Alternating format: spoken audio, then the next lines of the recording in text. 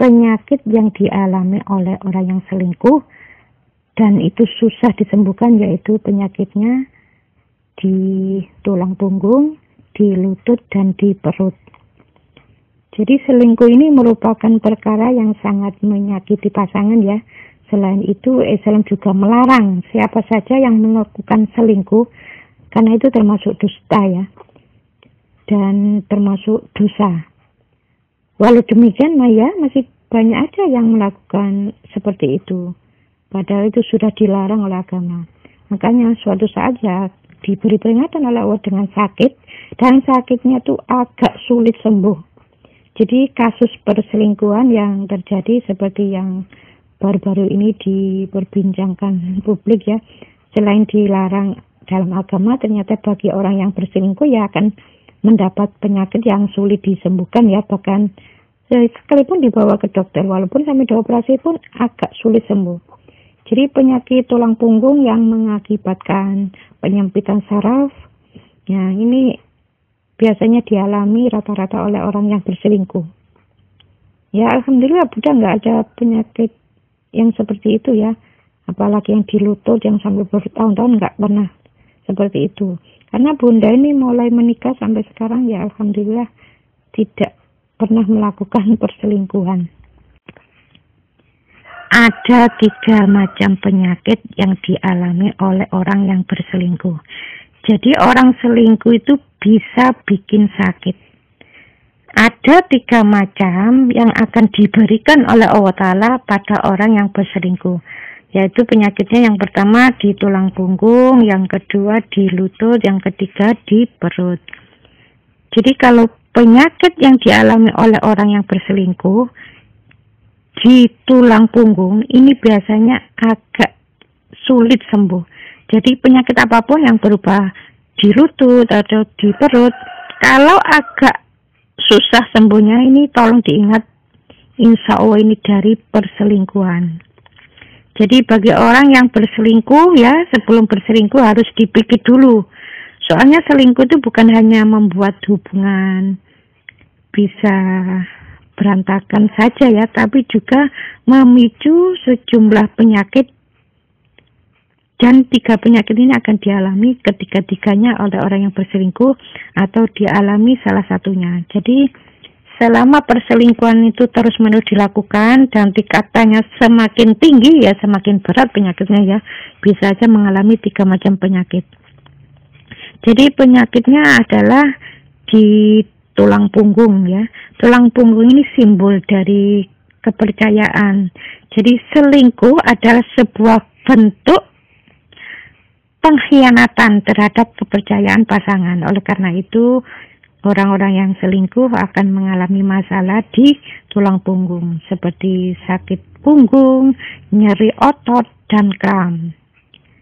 Kalau di tulang punggung, wujudnya apa? Bisa saja penyempitan pembuluh darah atau penyempitan saraf di tulang punggung.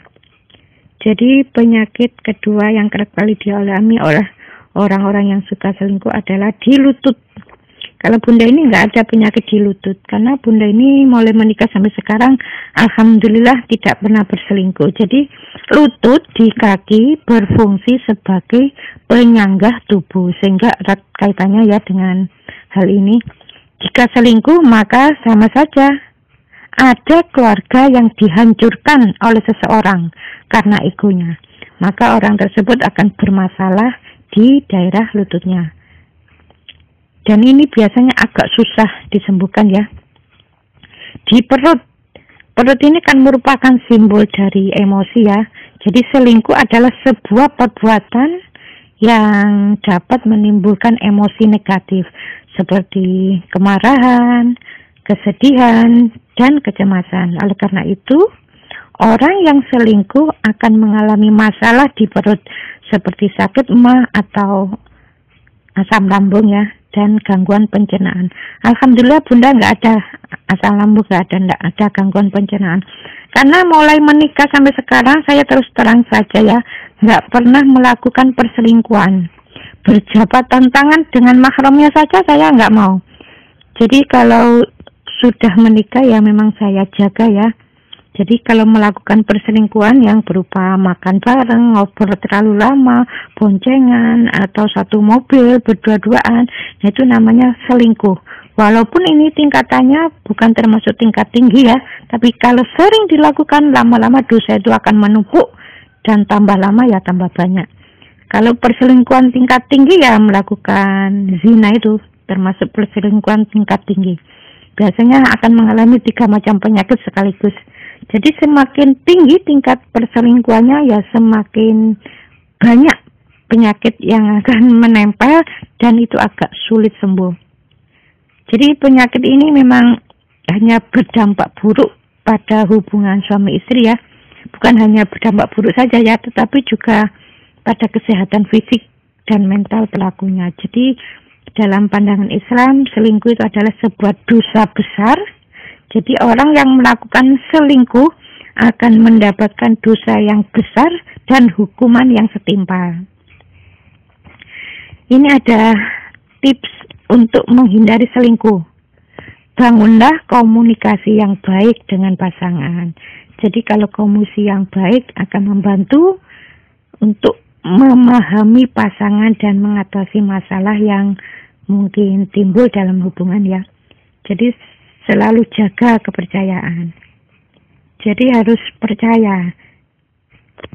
Kepercayaan adalah dasar dari setiap hubungan. Jika sudah mengkhianati kepercayaan pasangan, maka akan sulit untuk membangun kepercayaan kembali. Jadi orang itu kalau sudah pernah diselingkuhin, ya seterusnya akan tertanam ya di pikirannya, oh suamiku itu selingkuh, suami itu selingkuh. Padahal ya sudah nggak melakukan, ya tetap seperti itu, biasanya agak sulit dihilangkan. Jadi tolong sebelum melakukan perselingkuhan, ini harus dipikir-pikir dulu, mudorotnya seberapa, ini tolong dipikir-pikir dulu, mumpung belum kena penyakit, mumpung belum keluarganya itu jadi berantakan. Jadi jangan biarkan diri kita ini tergoda oleh orang lain. Jika kita merasa tertarik dengan orang lain, maka kita harus segera menjauhkan diri dari orang tersebut. Itu saran saya ya. Jadi masalah penyakit yang dialami oleh orang-orang yang berselingkuh ini agak sulit sembuh ya. Dan itu pernah dialami oleh tetangga bunda. Jadi sudah bertahun-tahun ya sakit sampai mau dioperasi nggak jadi. Ini kalau dipotong ya masa dipotong semua ya kan nanti mati. Gitu mikirnya istrinya tuh. Terus saya sarankan tolong diingat-ingat barangkali dulu suaminya pernah berselingkuh. Ya misalnya sering bonceng dengan wanita bukan mahramnya, sering makan bareng, ngobrol bareng sampai berlama-lama, tolong diingatkan dan mohon ampun pada Allah dan minta maaf pada istri. Terus istri memaafkan, alhamdulillah ya sekarang diberikan kesembuhan. Jadi masalah perselingkuhan ini jangan dianggap sepele ya. Kalau sudah kena penyakit dan penyakitnya itu agak sulit sembuh, walaupun dioperasi oleh dokter, biasanya agak sulit sembuh total, itu agak sulit.